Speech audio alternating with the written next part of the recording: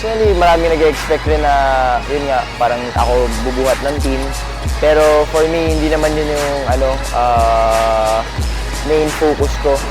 Main focus ko is to win and do everything na para manalo. Hindi ko iniisip yung mga sinasabi ng tao na ako lang mabubuhat.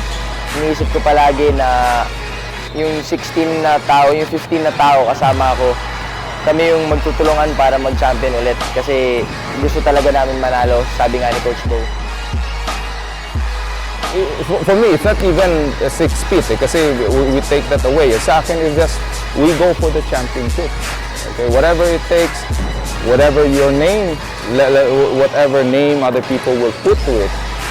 For us, let's go to let's forget about the 5-feet, okay? Let's go for another championship. If that would mean 6 feet to other people, then that would be 6 feet.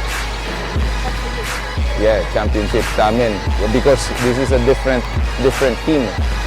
Okay, so for them, parang sinasabi nila, this is our time. So this is not only a continuation, but this is also about what they can do together when their time comes. Panahon lang naman.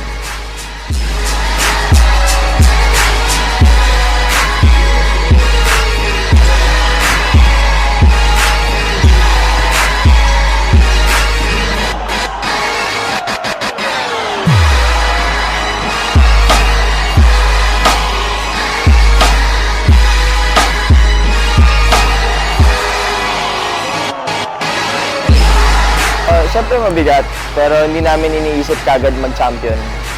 Yun lang yung goal namin. Pero we will take it one game at a time, one practice at a time para mag-improve talaga kami kasi marami pa kaming kailangan i-improve.